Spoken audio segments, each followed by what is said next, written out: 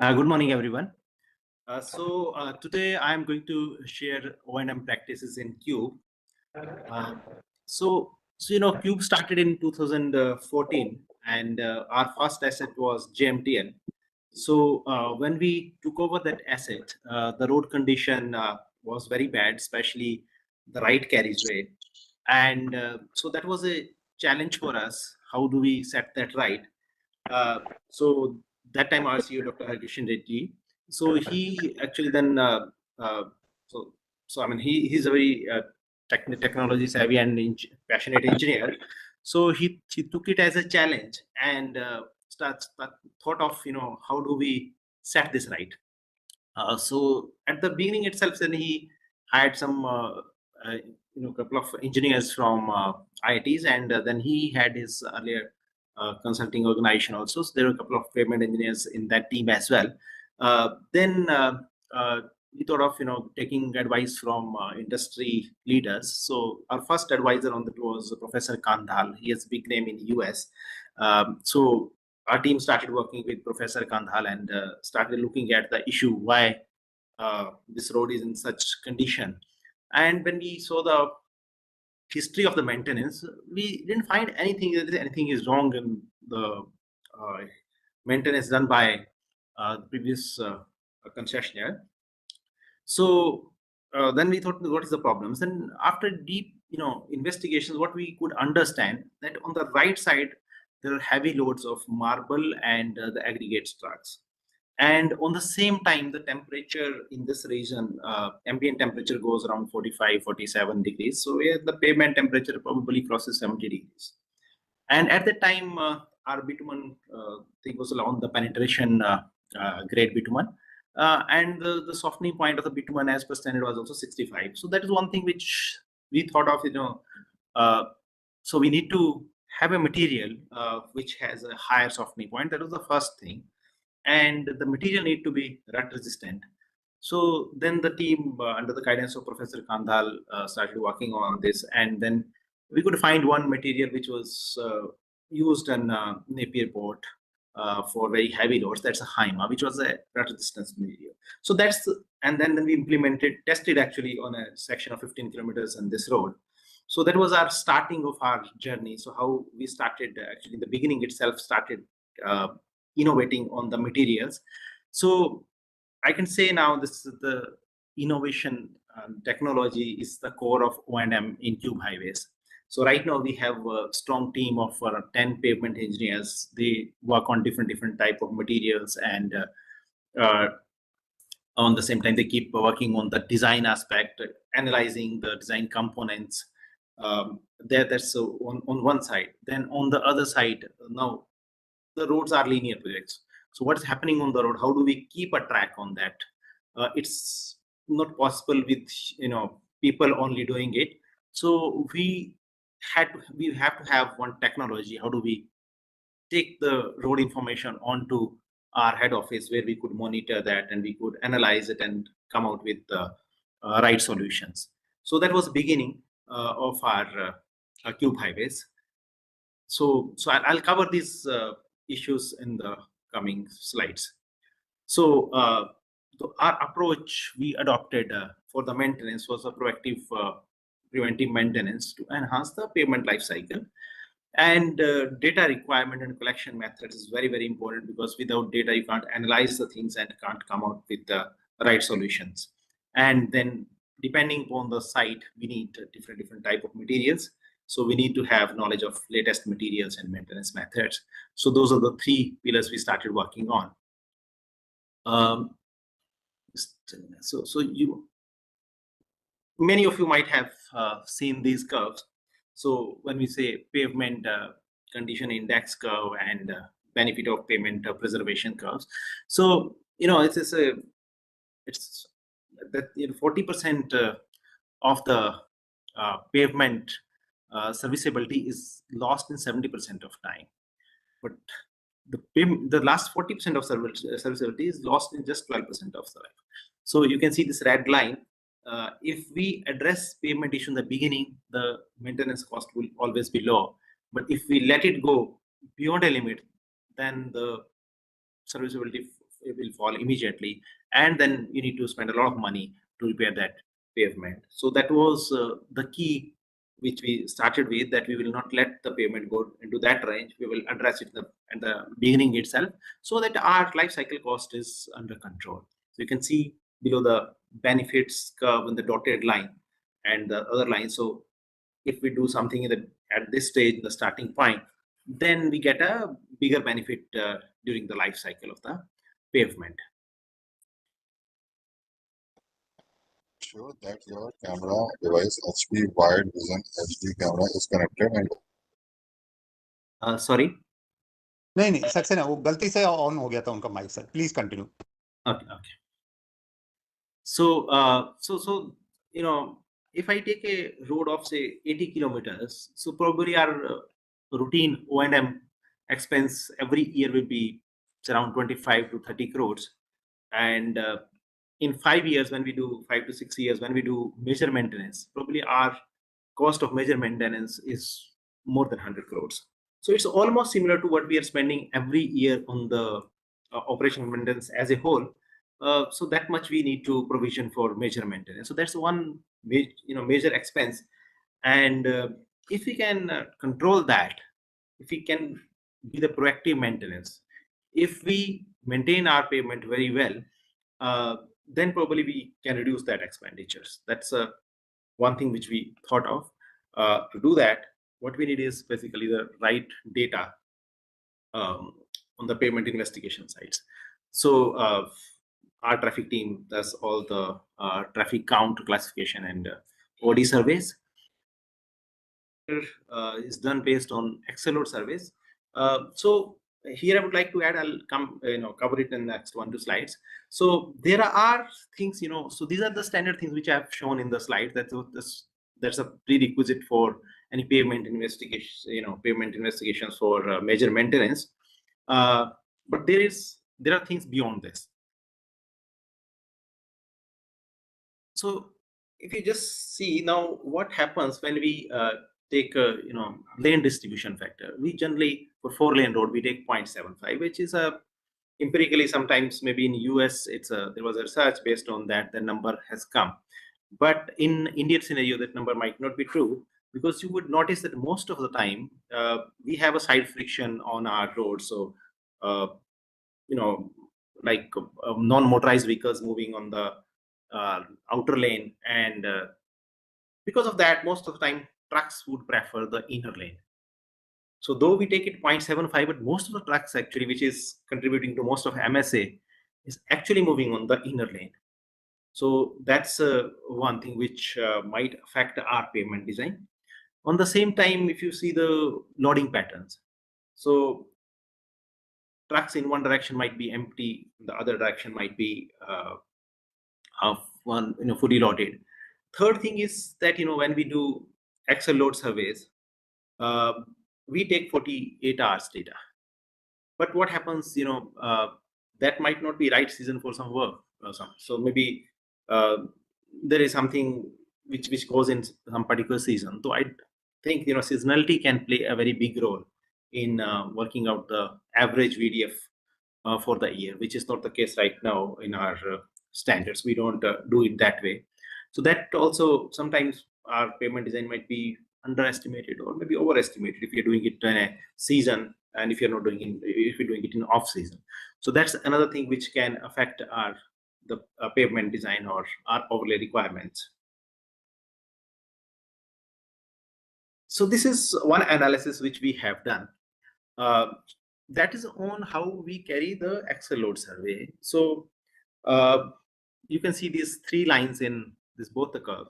The first one that's in the cyan color, it is the Excel load with the Excel load pads. The second one, we have taken the same load from the Vim also. What's the load shown by Vim, and then what is the load shown by static weighbridge. So if you see, as the loads go up, Excel load pads show very high loads as compared to Vim and the static weighbridges. So that's the one ambiguity which we need to see how do we address that. Another thing which we have observed is like, there's camber on the road, and axle load pads are not horizontal when we are taking the load of the axle. So that also affects the load on the axle pads. So those are the things which are not considered as on date. So this is what we are working on, and we will work with.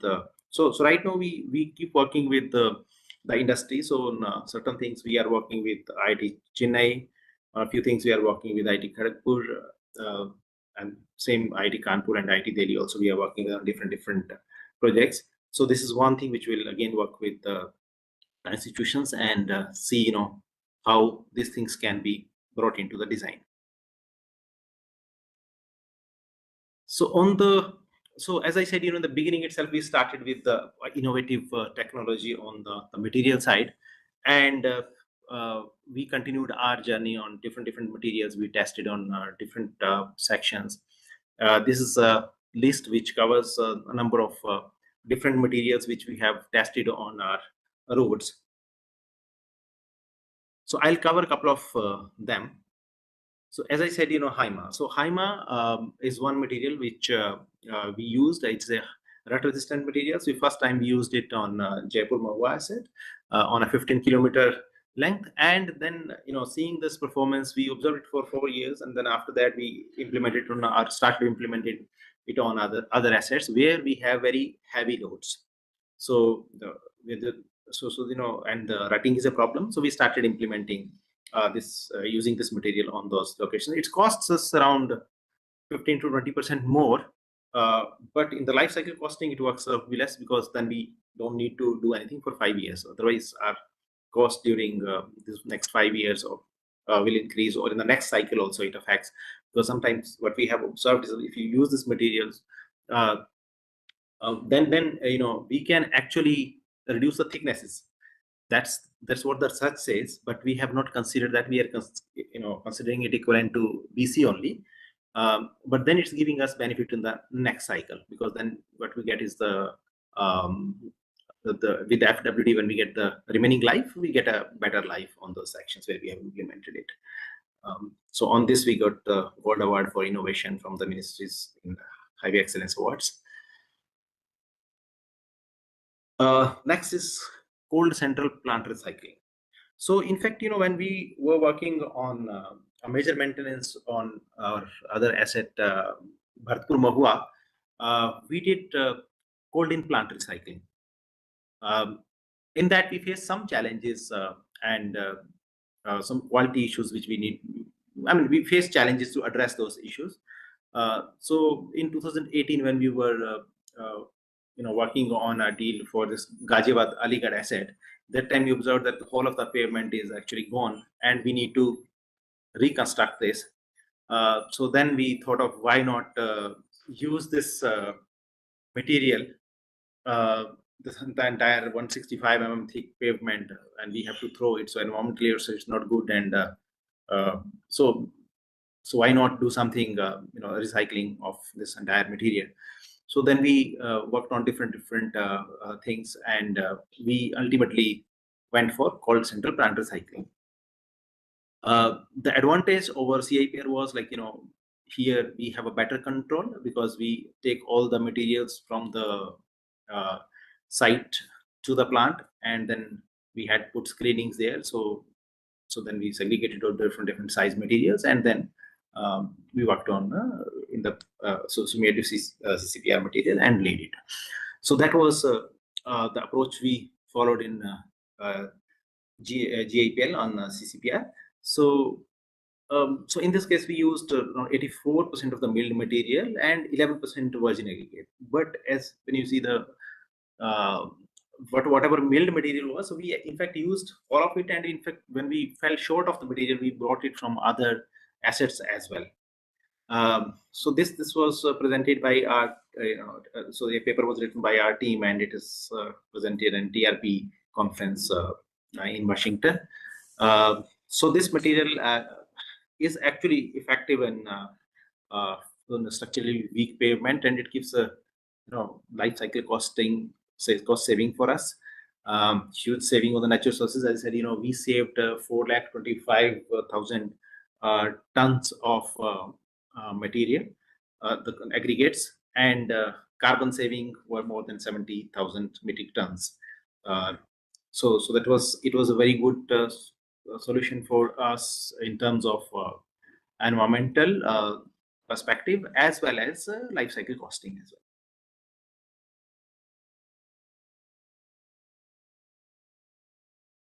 well.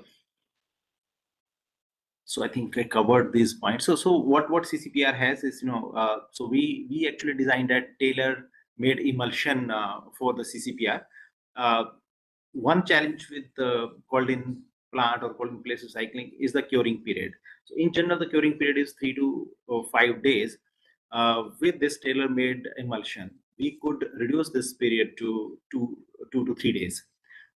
In fact, to do all this, we took help from IIT Chennai, IIT Delhi, and there's one company, Longevity, and there's one person, Stephen, who has done a lot of work on CCPR across the globe. So we took help from these people to, come out with the strategy. How do we implement? Because there's a heavy traffic. Also, we can't have 4 or 5 days curing periods. That was a challenge for us. So we had to reduce that. So we reduced it, and ultimately, when we could lay, and we have taken course of CCPR also. So theoretically, CCPR we cannot take a core, but the quality ultimately we got there. We are able to get a very good core. It looks like any other bituminous layer.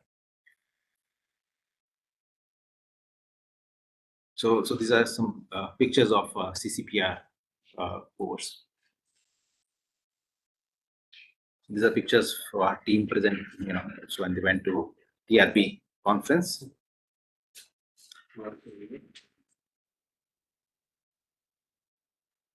So another material which we are testing now. So it's a custom made gradation for so it's a thin overlay. So where the pavement is structurally good and doesn't need any overlay. So this is an alternate where we can go ahead with a thin overlay mixture. So so when pavement has a good life, but what we need is the top layer gets oxidized with the environment interaction. So what we need is just to cover that layer. So sometimes we have been using even microsurfacing also for this, but generally what we do is we use again.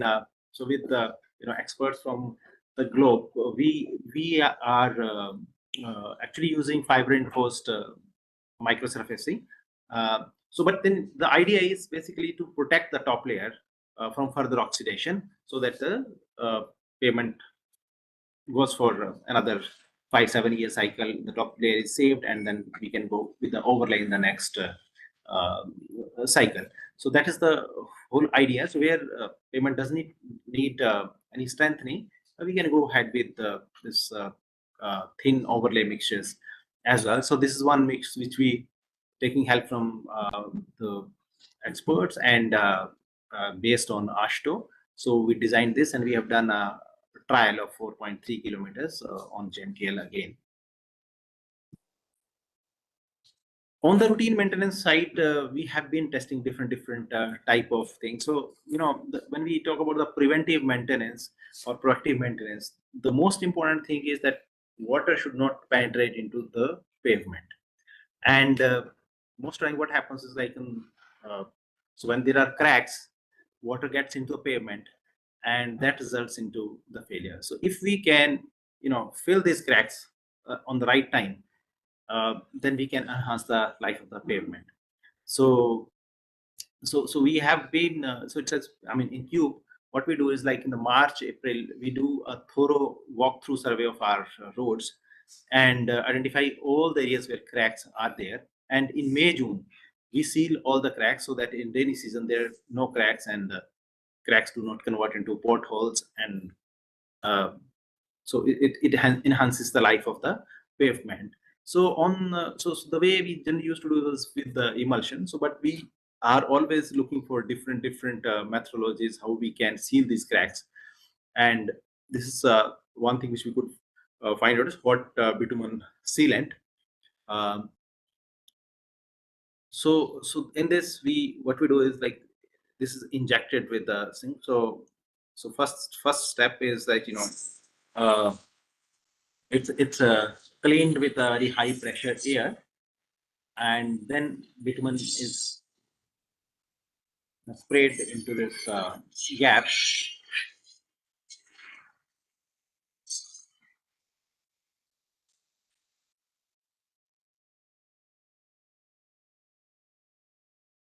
Sorry,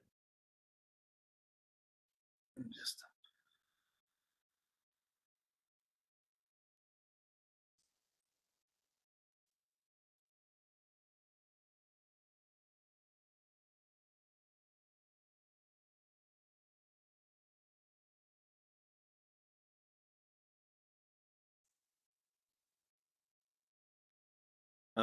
are you able to hear me?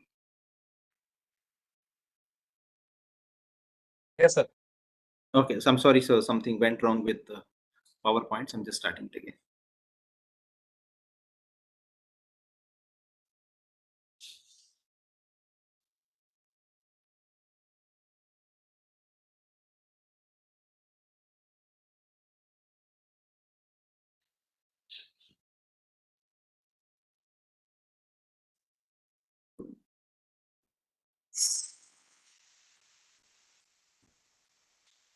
So we have done testing on this, and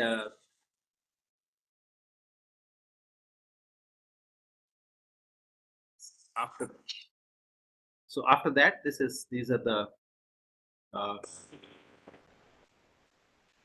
cracks being filled with hot bitumen sealant. So these are the cores we have taken where we have done this uh, crack sealing with hot bitumen sealant. So if you just see the cores with the lowest VAT, so there's not much of penetration, but then the crack is all filled. If you see the deep cracks, so you can see the level of penetration, which will not be possible with the emulsion. So we are getting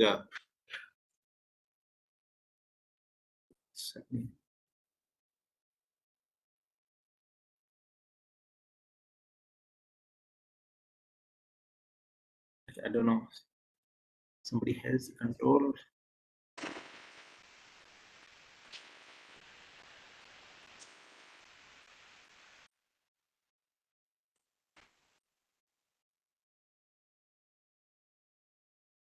These are the crack sealing with machine using emulsion.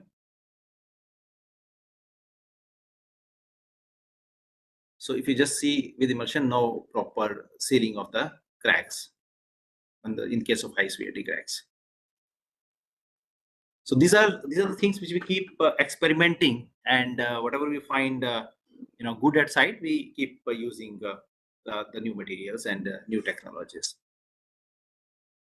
So on the monitoring of our random site, so as I said, in the beginning itself, so the way we operate is like for say 80-kilometer length, we have one maintenance manager, and every 40-kilometer we have somebody has a control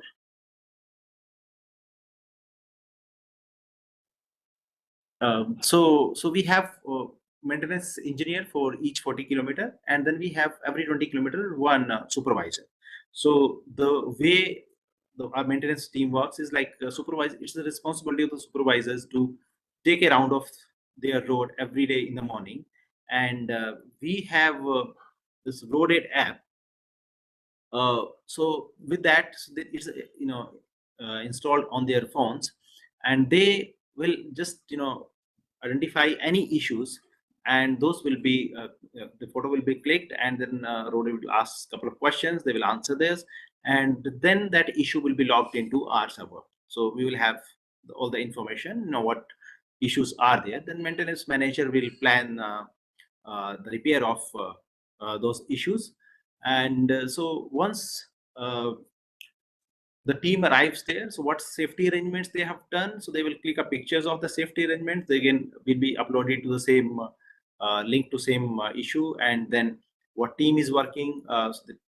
Again, the photo will be there, and there will be pictures during the work and then at the time of closing. So that's how the entire process of repair of anything is captured on the road aid. So that was in the beginning. Actually, we started with this, but then as the company kept growing, we kept feeling another things need to be added. So right now we have many features, uh, so which we use on road aid. So in fact, it's up to build tracking. We do all our safety things on then all incident management issues. Everything is actually captured on the road aid platform. So this is our main tool, which is used to monitor operation and maintenance activities on the ground. So when the team is doing something from the at the site, our HO team will keep on doing a type of audit on whatever they have done. So they'll keep on seeing this, and wherever they see any ambiguities or say safety arrangements were not right, then this will be pointed out to the maintenance manager so that it's not repeated on the next time. So those things we keep giving them feedback from head office. So that's a way of monitoring the incidents as well as the maintenance activities. Smart street lighting solution we implemented on uh, our Delhi Agra road. So in this road we had more than 7,000 lights, and it was practically impossible to keep track of lights every day, which one is off, not working, or any issue with the light. So then we implemented this smart lighting solution. So it will tell us about even electricity theft, lamp on off, burn hours, then LED lamp metering, and dead lamp alerts will, if there is a theft, then also we'll get that information. So this is the solution what we implemented is from Tata. What they so they call it LoRaWAN based, long range wide area network based communication uh, technology based system. So that's our entire road. All the lights are now on this system, and maintenance team gets all the information whenever there are any issues on the lights, and it's easy for them to send the person directly to that location to get it set it right. So these are a couple of dashboards from there, so and shows what all we can see. Monitoring of the uplink, or if the lux levels, voltage trends, AC current trends. So it can, so sometimes what happens in one of we got an alert that at particular location the power consumption is high. So what we came to know, the problem there was some water infiltration into the lamp. So there was some leakage because of that, and our voltage consumption was the power consumption was very high. There was no theft, but then we came to know these things as well. So it's made our monitoring of these lights very easy for us. On the road safety front, we keep doing a lot of innovation and work on that front as well. So we keep doing safety trainings. We have SOPs and checklists. So whenever there is any work zone set up, so that there is a checklist, people will put all the things whatever is there, whatever they are not able to do, everything is there.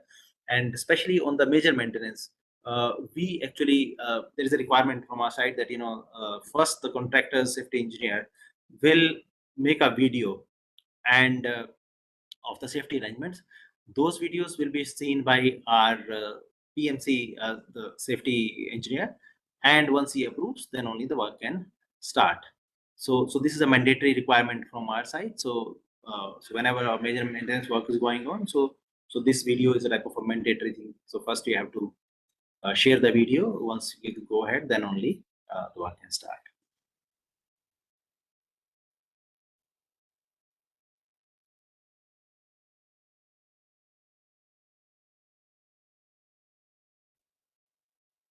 So there is one more thing which I would like to share.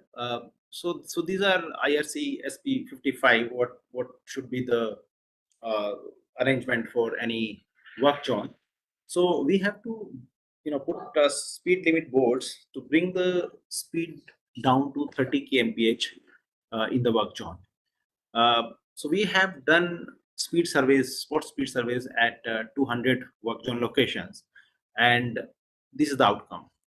So what we observed that uh, the 85th percentile speed of a car is 69 kmph, whereas the for the truck it is 51 kmph. So nobody is actually giving any respect to these signboards.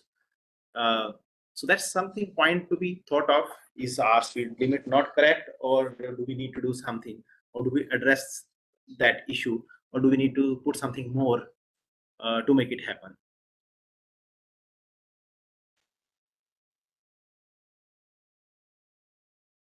Um, this is another initiative which we have taken, and we have written it to you also for time. We want to present it to you and with a detailed presentation. In fact, current RPV, the first thing is that the color is blue, which is not a right color from visibility perspective. Uh, then the Bolero camphor, the type of so it's an open thing, and whatever inventory is mentioned in CA. So first of all, it's difficult to fit that inventory. Secondly, that inventory is not right. There are a few things which are needed there. They are not there, but there are a few things which might not be of use. They are in the inventory.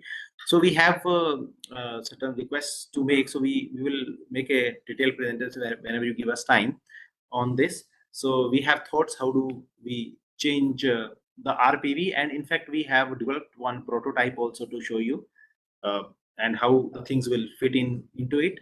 And once you give us go ahead, and then maybe we need to work with the manufacturing companies also, so that they come up with a vehicle which is a specialized RPV vehicle. So that's another thing which I would like to share with you. So we have already developed the prototype of this vehicle, and whenever this NHE gives us time, we are happy to show that vehicle and our proposal, what needs to be changed and why it needs to be changed. So these are the pictures of the prototype. So how these arrangements will be done for the things, and how these things can be taken out from the side of the vehicle as well, so that people are not on the side where traffic is there. So on the operation side, so again we have been working on technology side in the operations as well. So I say incident management, and so there are areas where we are using road aid, but on TMS side also we have been continuously working on enhancement of the things. So one I can the latest one I can share you this. So we developed our own dashboard, which directly gives us information from all the equipment from the site on the head office as well. So what equipment is up, and if there is something down, then we can see that in red color.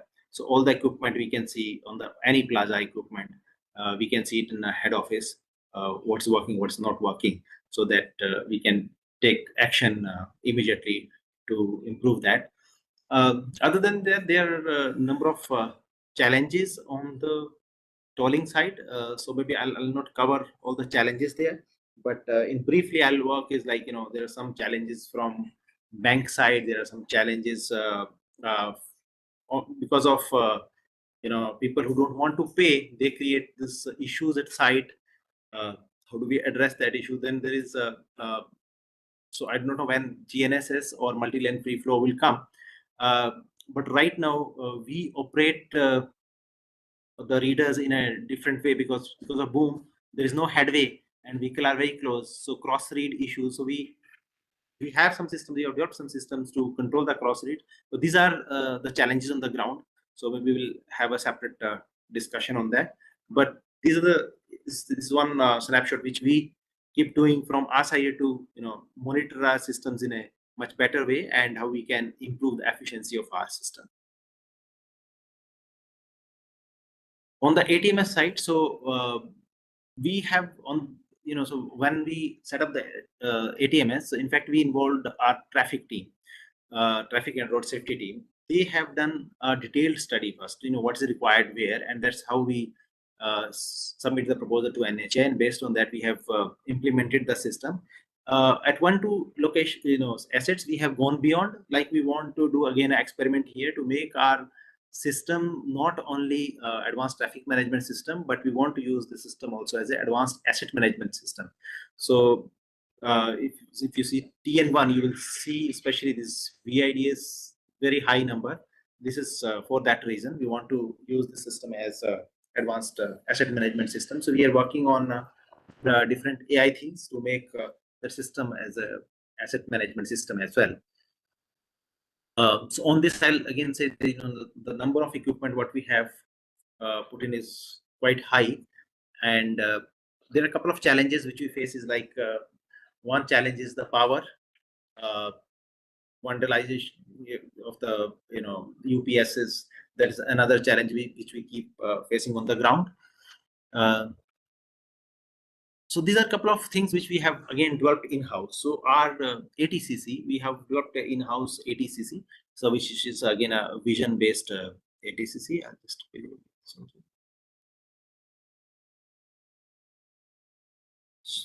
So this is again our own product. So it will tell you all the type of vehicles with all Excel configurations as well.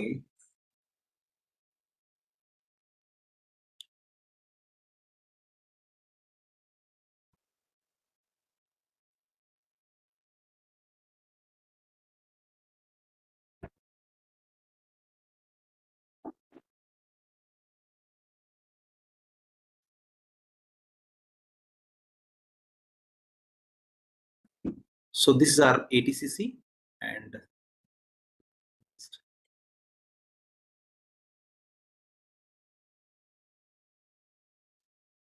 yeah, it's crashed.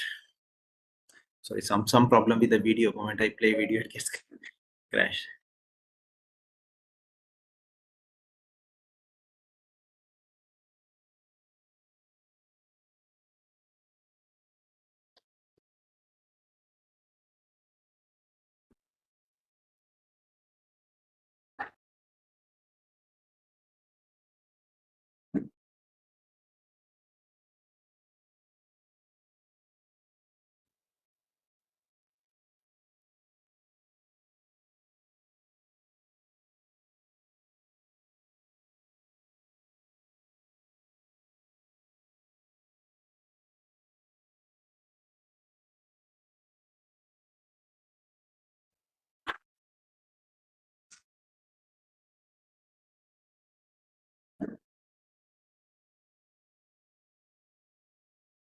So this is again the VIDS. So in our ATMS, we have not chosen to go with VIDS where the software is on within the camera.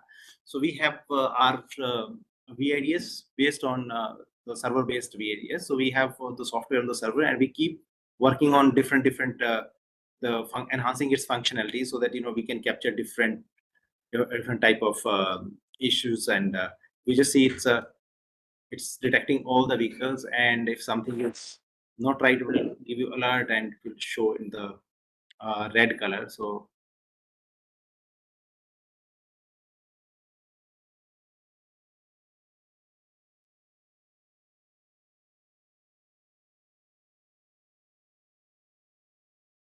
you can see the tractor crossing,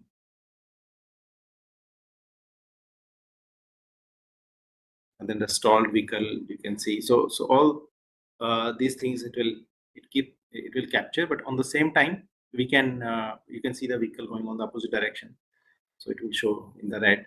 So all those alerts will be raised by the system, and we can keep on enhancing. So that is the advantage of having a server-based VIDS system. So on PTZ cameras also we keep working on how we can improve its functionality. So right now the way we have developed uh, our software, like it keeps on panning, so it is not on a static mode. So it keeps on panning automatically, and so that we keep seeing different side of the road. So it keep moving on along the road, it keeps panning, and then whenever somebody want to take control, then it can take, but otherwise automatically it keeps working like that.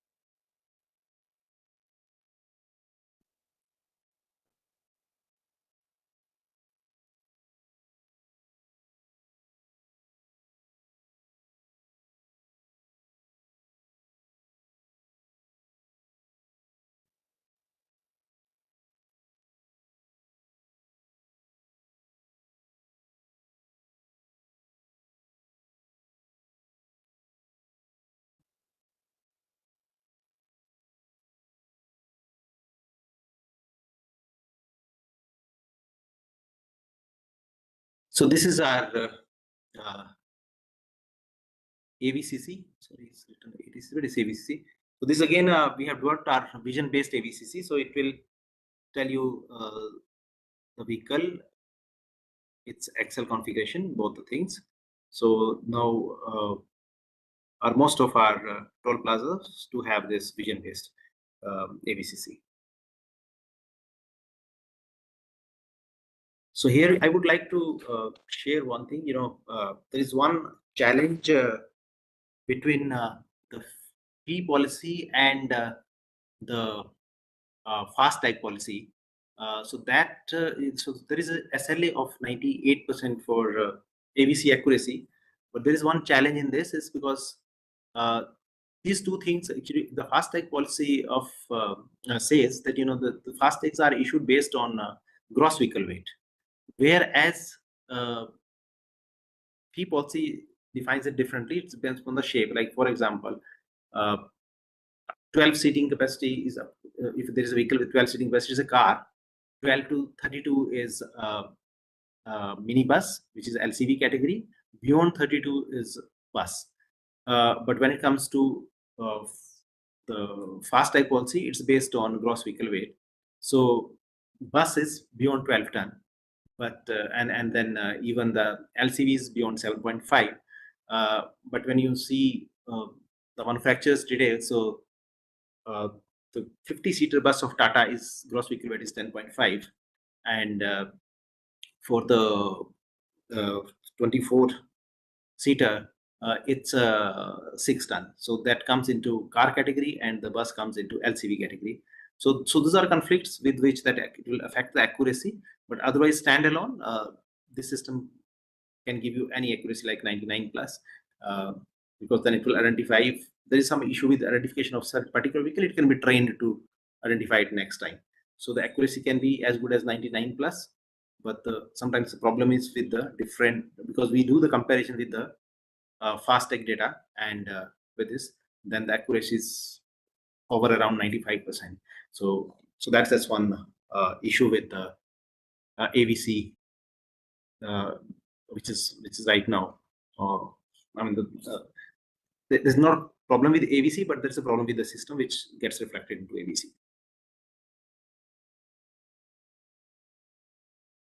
On the sustainability side, so I already shared with you on the innovative materials, but the way actually Q works is like our when we take any asset, we conduct a ESMS study and we work out ESAB implementations, what needs to be done. So we work on those parameters, because right from actually in our, when we Cube was set up, our first set of investors included IFC. So we started implementing IFC's model for ESAP implementation, and we are continuing with that. So we keep working on different areas like energy consumption. So we do energy audits, where we are wasting energy. So then how we can set that right. We are working on the carbon accounting. We have done a lot of many things on the social risk mitigations, critical habitat mitigations, and even water monitoring, occupational hazard and safety. So I'll cover this on the pollution prevention side. So what we do is, like, we do baseline monitoring every year on sensitive receptors, like, whenever there is some school, hospitals near the roads, we do monitoring of the pollution levels. We do monitoring of the pollution levels, and and if there are actions needed to be taken, we do that. Occupational hazard and safety. So we keep training our people onto OHS system, so how they need to work, what they need to do while they're working on in the work zones. So on the water, so wherever we are taking groundwaters, we have telemetry flow meters installed there. So automatically we get the online, onto the online portal, we get how much water we are drawing from the ground. On the energy consumption side, as I said, we are doing these audits, and we are trying to work how we can use more and more renewable energy rather than only going with fossil fuel. GHG emissions. So we are working on setting up targets for us under scope 1 and 3. So we have done some exercise, and we have worked out how much we are saving right now. So you just see these numbers. So if you just see the net saving, carbon saving, what we have done last year is 82 metric ton equivalent of CO2. It's mainly comes from Ghaziabad, Aligarh, where we, because of CCPR, where we did around 70,000. So we have been taking initiatives how we can do carbon saving, and in fact we have engaged one consultant also, so we can even go for carbon footprint measurements, and then maybe getting some the sale of carbon credits. Then critical habitats, like in one of our assets there is a purple frog.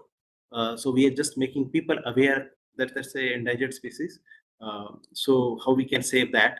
So creating the awareness around this. So that's where we are working on that area.